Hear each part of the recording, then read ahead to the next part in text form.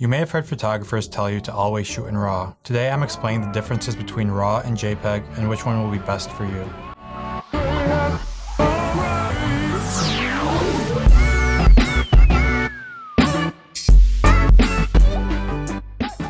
Hey there and welcome to the channel. If you're new here, my name's Chris. I recently quit my corporate job to pursue photography full time. I'm teaching you photography and how to start a creative business. Today we're talking RAW versus JPEG. What are the differences between these two file types and which one's right for you? When you first buy a camera, you might be overwhelmed by all the settings and dials there are. You've got your aperture, ISO, shutter speed, autofocus, and file format, just to name a few. Today we're going to focus on that file format. This is the setting that tells your camera what type of file to save your photos as. You can either save them as a RAW file, a JPEG file, or a RAW plus JPEG file. First, let's take a step back.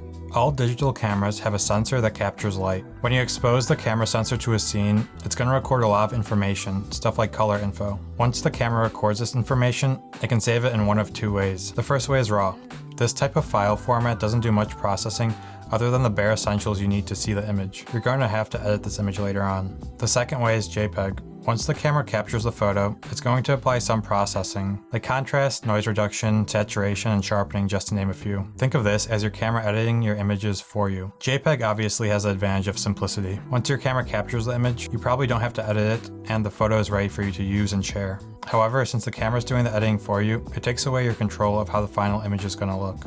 RAW, on the other hand, doesn't do this post-processing for you. It's up to you to add the saturation, the contrast, the sharpening, and the noise reduction to your image. This does take more time, but it also gives you complete control of how the final image is going to look. You might be thinking, why don't I just shoot JPEG and then go ahead and edit the image if I want to? This is possible, but JPEG files are usually a lot smaller in size compared to their RAW counterpart. These files contain less information, and less information means you can't edit them as much.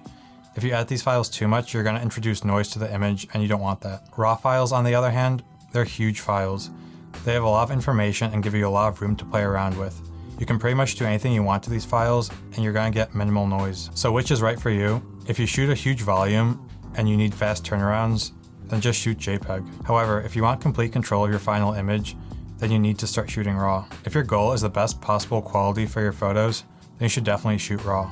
Most of the time it's going to be worth it to shoot RAW. It's going to take a little bit more time, but learning how to use this versatile file format in your post-processing workflow is going to make you a better photographer. If you're an absolute beginner, stick with JPEG. Once you get a feel for your camera and learn more about photography, you can start and delve into the world of RAW photos. Once you start experimenting with these RAW files, you'll see how much potential your final photos have. If you've watched this far, thank you. I really appreciate you, and if you can take a second to like and subscribe, that would mean a lot to me. I want to say a special thank you to all my new subscribers. Welcome to the channel. I'm excited to have you on this journey and to share more content with you in the future. Thanks for watching.